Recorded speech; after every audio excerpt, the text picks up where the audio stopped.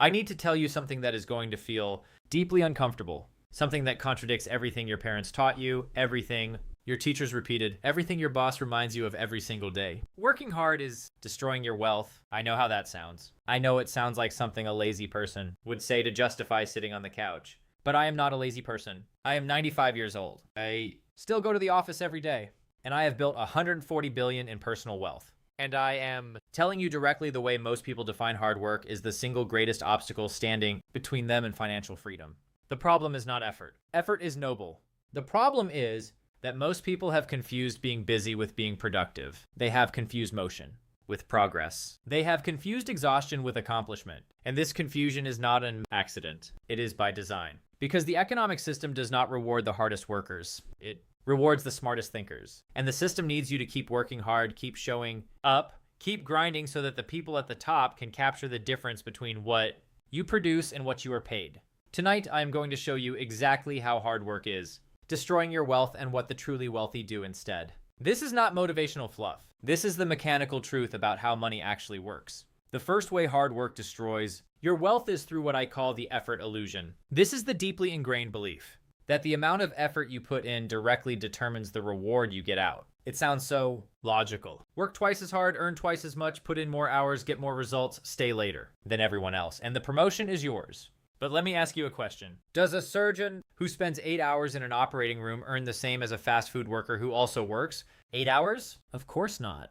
The surgeon earns 50 times more. Why? Because the value is not in the hours. The value is in the skill, the knowledge, the positioning, and the leverage behind those hours. When I was 26 years old, I started the Buffett partnership with $105,000. I did not work harder than the factory workers in Omaha. I did not wake up earlier than the farmers in Nebraska. What I did was think differently about where to place every single dollar. I read 500 pages a day, not because someone forced me to, but because every page I read gave me a slightly better edge in understanding which businesses would compound in value over decades. The factory worker trades. Effort for wages. I traded insight for ownership. Same 24 hours in a day, radically different outcomes. Not because I worked harder, because I worked on the right things. This is the illusion. Society tells you that effort is the variable that matters most. But effort without direction is just sweat. And sweat does not compound. Knowledge does, ownership does, strategic positioning does. Effort by itself is the least valuable input in the wealth equation. The second way hard work destroys your wealth is the time for money ceiling. If your income depends on you personally, showing up and performing labor, your wealth has a hard mathematical limit.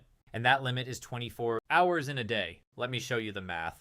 Let us say you are an extremely well-paid professional, a lawyer billing $400 an hour. You work 60 brutal hours a week, 50 weeks a year. That is 200,000. Sounds incredible, right? But here's the problem.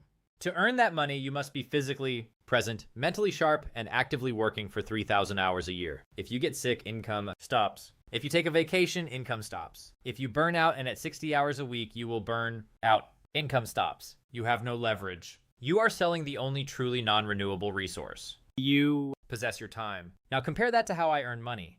Berkshire Hathaway owns businesses that generate revenue 24 hours a day, 7 days a week, 365 days a year. The Burlington Northern Santa Fe Railway moves freight while I sleep. Geico sells insurance policies while I eat lunch. Apple sells iPhones while I read the newspaper. I do not need to be present for any of it. Last year, Berkshire Hathaway generated over $30 billion in operating earnings. I personally worked maybe 6 hours a day, 5 days a week. My income per hour is not calculable in any meaningful way because my income is not connected to my hours. This is the fundamental difference. The middle class sells time. The wealthy own systems. You cannot work your way to wealth by selling time because time has a ceiling. Systems do not. A business can scale. An investment portfolio can compound. Intellectual property can generate royalties forever. But your body, your mind, your hours, they all have limits. And when you hit those limits, hard work does not just stop making you riche. It starts making you poor because you have no energy left to think strategically about where your money should actually go. This leads directly to the third way hard work destroys your wealth. I call it the exhaustion tax. This is the hidden cost of being so busy working that you make terrible decisions with the money you do earn. Think about what happens when you work 12-hour days. You come home physically drained, mentally depleted, and emotionally empty. You are too tired to cook, so you order expensive takeout. You are too tired to research investments, so you leave your money in a savings account earning nothing. You are too tired to negotiate your salary, so you accept whatever is offered. You are too tired to read a book about business strategy. so you watch television instead. You are too tired to notice that your financial advisor is charging you fees that are quietly eating your retirement. Exhaustion does not just steal your energy, it steals your judgment. And in the world of finance, bad judgment is the most expensive thing you can possibly have. I have made every major investment decision in my life from a position of calm, rested clarity. When I decided to invest $500 million in Goldman Sachs during the 2008 financial crisis, I was not panicking. I was not stressed. I was not running on 4 hours of sleep. I was sitting in my office in Omaha reading financial statements, drinking a cherry Coke, and thinking, clearly, that single decision generated over $3 billion in profit. Not because I worked harder than everyone else during the crisis, because I was calm enough to think while everyone else was too panicked to see straight. The exhaustion tax is real and it compounds in reverse. Every bad financial decision you make because you are too tired to think properly costs you not just the immediate loss, but all the compound growth that money would have generated over your lifetime. Single poor investment made from exhaustion can cost you hundreds of thousands of dollars over 30 years. Protect your mental energy the same way you protect your financial capital. They are the same thing. The fourth way hard work destroys your wealth is what I call opportunity blindness. When you are buried in the daily grind, head down, focused entirely on the task in front of you, you become physically incapable of seeing the larger opportunities that would transform your financial life. I will give you an example from my own life. In 1951, when I was a student at Columbia University, I had every reason to be busy. I was studying under Benjamin Graham, one of the greatest investors who ever lived. I had classes, assignments, exams. I could have filled every hour of every day with academic work. Instead, I did something that most hard workers would consider irresponsible. I spent an entire Saturday riding a train from New York to Washington, D.C., without an appointment to knock on the door of a closed building, the Geico Insurance headquarters. A janitor let me in. I sat with an executive named Lermer Davidson for 4 hours and learned more about the insurance business than any textbook could have taught me. That single afternoon, not working hard, but exploring strategically shaped the next 70 years of my career. It led directly to my understanding of the insurance float model that became the engine of Berkshire Hathaway's entire fortune. If I had been working hard that Saturday, grinding through homework like a good student, I would have missed the single most important learning experience of my professional life. This is what happens to millions of Americans every day. They are so busy executing tasks that they never lift their heads to scan the horizon. They are so focused on earning their next paycheck that they never notice the business idea, the investment opportunity, the career pivot, or the strategic relationship that would have been worth 100 years of paychecks. Hard work creates tunnel vision, and tunnel vision is catastrophically expensive. The biggest opportunities in life do not come to people who are buried in busy work. They come to people who have created enough space in their lives to think, to observe, and to act when the moment arrives. There's a fifth way that hard work destroys your wealth, and it might be the most psychologically devastating of all. I call it the promotion illusion.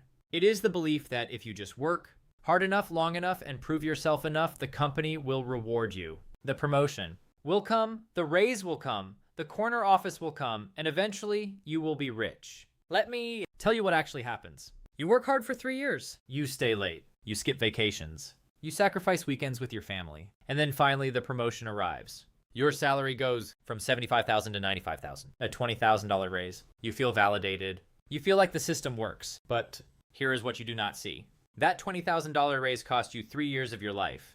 3 years of maximum effort, maximum stress, maximum sacrifice. Meanwhile, the company you work for generated tens of millions of dollars in revenue from your department alone. Your raise represents a fraction of the value you created. The rest went to shareholders, to executives, to people who own the system, not the people who operate it. And here is the cruelest part. The moment you get that raise, your lifestyle inflates to match it. You move to a slightly better apartment. You upgrade your car. You start eating at nicer restaurants. This is called lifestyle creep, and it is the silent killer of the middle class. Within 6 months, you are spending exactly as much as you earn, which means you are in the exact same financial position you were before the promotion. Except now you are 3 years older, 3 years more exhausted, and 3 years more dependent on your employer. I watched this cycle repeat itself thousands of times during my career. Talented, brilliant people spending their best years climbing a ladder that was leaning against the wrong wall. They reach the top and realize they have spent 30 years building someone else's dream while their own dream sits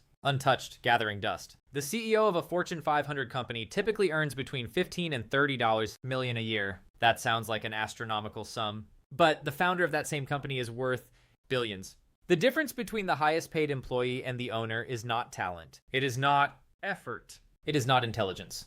It is positioning. The employee traded time for money. The founder traded vision for equity. Every hour you spend chasing a promotion is an hour you could have spent building something you own, a side business, an investment portfolio, a skill that generates income independent of any employer. I am not telling you to quit your job tomorrow. I am telling you to stop pouring all of your energy into someone else's empire and start reserving some of that energy for your own. The latter is a trap.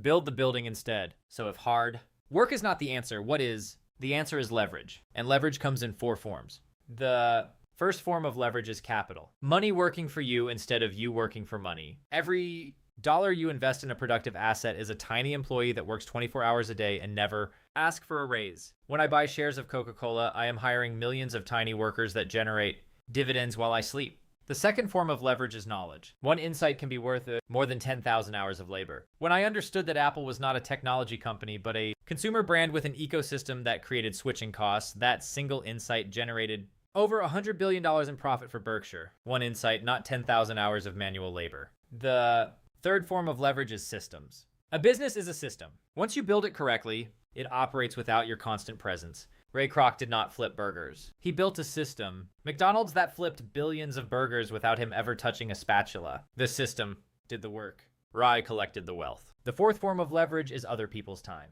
This sounds harsh, but it is the fundamental truth of capitalism. Every business owner in history has built wealth by hiring people whose labor generates more value than their salary. This is not exploitation if done ethically. It is the mechanics of how economies function.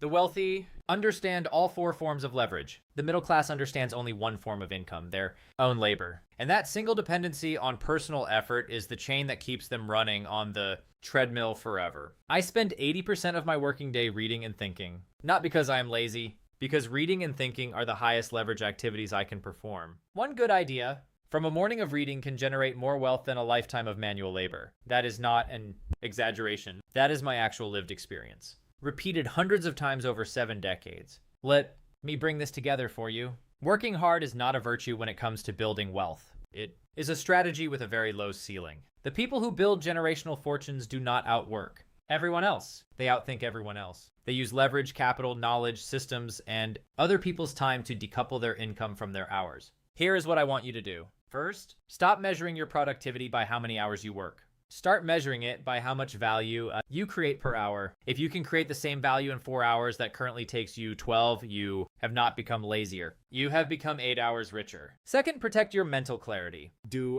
not sacrifice your ability to think strategically on the altar of busyness. Your brain is your most valuable asset. Guard it. Third, build or buy at least one system that generates income without your direct involvement. A business, an investment portfolio, rental property, intellectual property, anything that works while you sleep. Fourth, dedicate at least 1 hour every single day to reading and thinking, not scrolling, not consuming news, reading books about business, investing, psychology, and history. This is the single highest return activity available to any human being on Earth. The world will tell you to work harder. I am telling you to think harder because in the end, the people who build real wealth are not the ones who work the most hours. They are the ones who made the best decisions. And you cannot make good decisions when you are exhausted, overwhelmed, and trapped in someone else's system. Stop working hard for money. Start making money work hard for you. If this changed how you think about effort and wealth, subscribe to this channel. And if you want to discover the 4 hidden things that are silently draining your wealth right now, click the video on your screen. Think clearly, build, leverage, and never confuse motion with progress.